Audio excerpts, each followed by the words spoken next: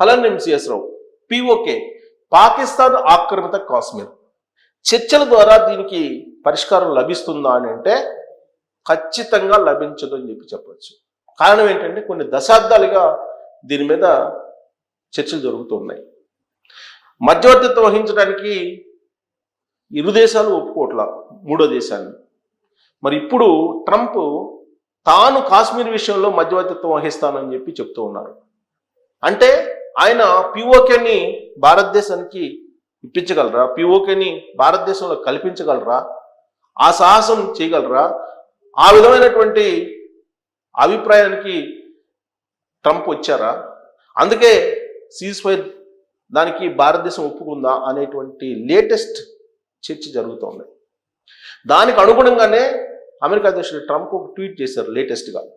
కాశ్మీర్ విషయంలో మధ్యవర్తిత్వం వహిస్తాను అని చెప్పి, అవసరమైతే కాదు కాశ్మీర్ విషయంలో మధ్యవర్తిత్వం వహిస్తానని చెప్పి డిసైడ్ చేసి చెప్తున్నారు ఆయన.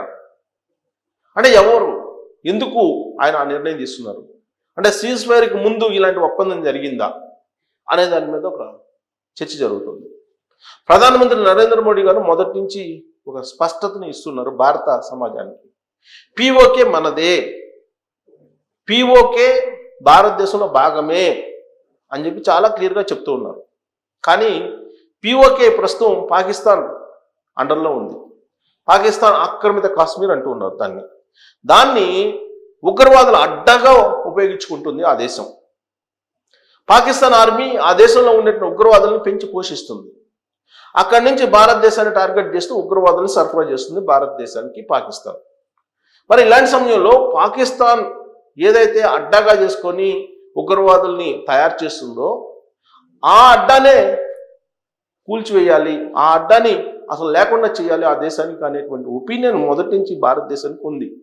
ఆ దిశగా ఆపరేషన్ సింధూర్ కూడా నడిచింది. ఆపరేషన్ సింధూర్ 2.0 ఏదైతే ఉందో అది బలమైనటువంటి సంకేతాన్ని పాకిస్తాన్కి ఇవ్వగలిగింది. కానీ ఆపరేషన్ సింధూర్ 3.0కి వెళ్ళనీయకుండా భారతదేశాన్ని నిలువరించింది అంతర్జాతీయ సమాజం, ప్రత్యేకించి అమెరికా. ఎందుకు ఆ విధంగా చేసింది అంటే పిఓకే విషయంలో మధ్యవర్తిత్వం వహించి చర్చల ద్వారా దాన్ని పరిష్కరిస్తానని చెప్పి హామీ ఇచ్చి ఉండాలి. లేదంటే నరేంద్ర మోడీ గారు ఒప్పుకునేటువంటి ప్రసక్తే ఉండకపోవచ్చు సీజ్ ఫైర్కి. ఆయన ఒప్పుకున్నారు అని అంటే పిఓకేని భారతదేశానికి హ్యాండ్ ఓవర్ చేస్తానని చెప్పేసి ట్రంప్ హామీ ఇచ్చి ఉండాలి నరేంద్ర మోడీ గారికి.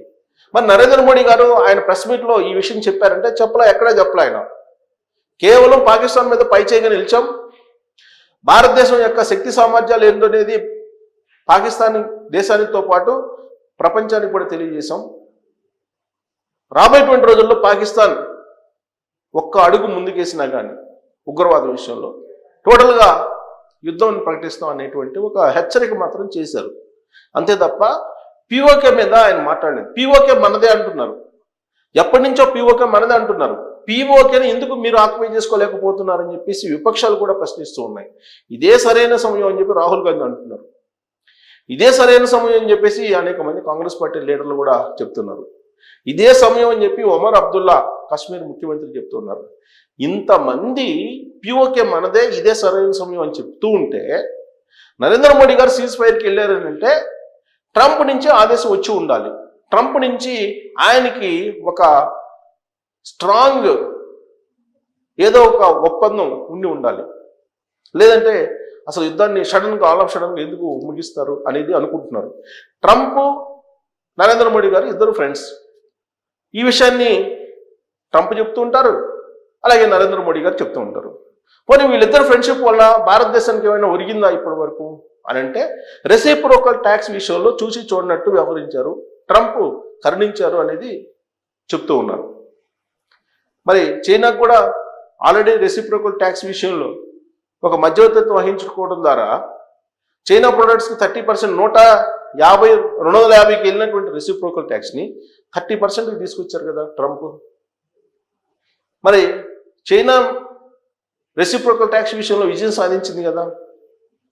మరి నరేంద్ర మోడీ గారు రెసిప్రోకల్ ట్యాక్స్ విషయంలో ఏ విజయం సాధించారు? ట్రంప్ చైనాకు మించినటువంటి విజయం ఏ సాధించారు? ఫ్రెండ్ అయినంత మాత్రాన ట్రంప్ అనేటువంటి చర్చ కూడా జరుగుతుంది.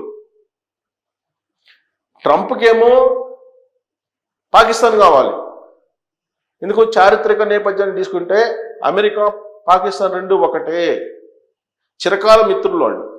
కాకపోతే సమయానుకూలంగా అవసరానికి అనుగుణంగా నడుచుకుంటూ ఉంటుంది అమెరికా.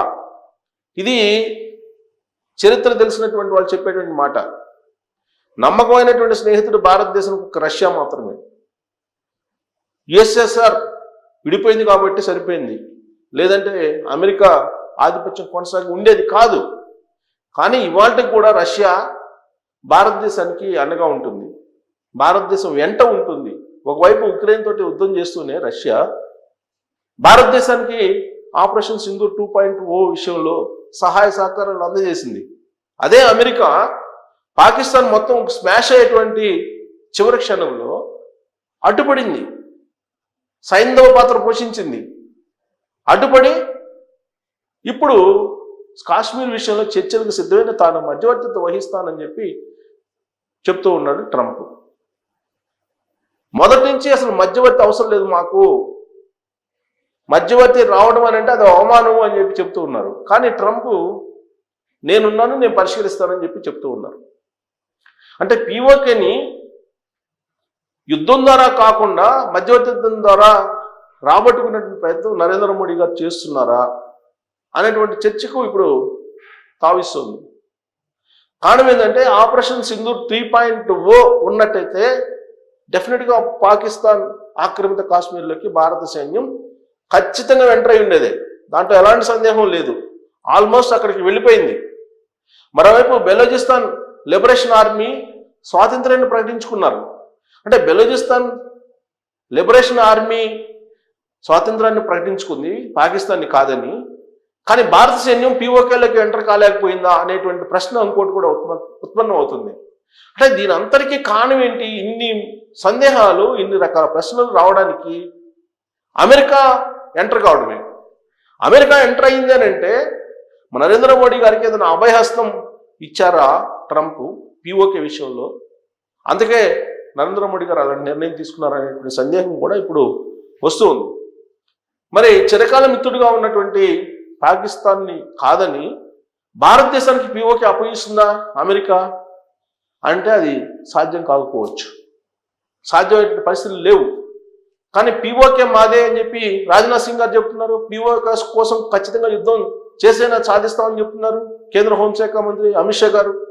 ప్రతి ఎన్నికల్లో పీఓకే గురించి ప్రస్తావిస్తూ ఉంటారు. బీజేపీ మేనిఫెస్టోలో ఉంది, బీజేపీ మూల సిద్ధాంతంలో కూడా ఉంది పీఓకేని స్వాధీనం చేసుకోవాలని. మరి ఇంత ఉన్నప్పుడు పీఓకేని స్వాధీనం చేసుకోవడానికి అవకాశం ఉన్నప్పుడు బెలూచిస్తాన్లోనే స్వాతంత్రం ప్రకటించుకుంది బెలూచిస్తాన్ లిబరేషన్ ఆర్మీ. మరి పీఓకేని భారతదేశం ఆర్మీ రాబట్టుకోలేకపోయిందా? భారతదేశం రాబట్టుకోలేకపోయిందా? లేదంటే భారత విదేశాంగ విధానం ఫెయిల్ అయిపోయిందా?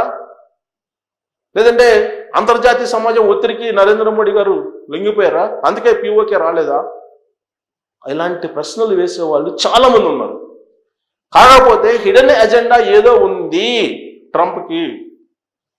ఆ హిడెన్ ఎజెండా కారణంగానే ఇప్పుడు పీఓకే మిలికబడిపోయింది. పీఓకే మళ్ళా అందనంత దూరానికి వెళ్ళిపోయింది, అందని ద్రాక్షలాగానే భారతదేశానికి వెళ్ళిపోయింది అనేటువంటి ఒక చర్చ చాలా బలంగా భారతదేశంలో జరుగుతుంది. మరి దానికి సమాధానం నరేంద్ర మోడీ గారు ఏం చెప్తారు? హాట్ లైన్ చర్చలు జరుగుతుంది. ఈ హాట్ లైన్ చర్చలు అయిపోయిన తర్వాత ట్రంప్ లంగంలో దిగి మధ్యవర్తిత్వం వహిస్తాను అని చెప్పి చెప్తున్నారు. కాబట్టి కశ్మీర్ విషయంలో మధ్యవర్తిత్వానికి ఒప్పుకుంటున్నారంటే లేదు, ఒప్పుకోవట్లేదని చెప్పి ఖరాఖండిగా నరేంద్ర మోడీ గారు చెప్తూ ఉన్నారు. ఫస్ట్ చర్చలు ఏంటి? ఉగ్రవాదులను పట్టించాలి, 2 పీఓకేని అప్పచెప్పాలి. ఈ రెండే, వీటి మీద చర్చకి రెడీ అంటున్నారు ట్రంప్. నరేంద్ర మోడీ గారు ట్రంప్ ఏంటి ఆ మాట అనగానే నేను మధ్యవర్తిత్వం చేస్తానని చెప్పి అంటున్నారు. సో మధ్యవర్తిత్వం ద్వారా పాకిస్తాన్ని రాబట్టుకునేటువంటి ప్రయత్నం నరేంద్ర మోడీ గారు వ్యూహాత్మకంగా చేస్తున్నారా, లేదు పీఓకే ఎలా వస్తుందని చెప్పి ఆయన భావిస్తున్నారు అనే దాని మీద మీరు ట్రోల్ చేయొచ్చు. Thank you.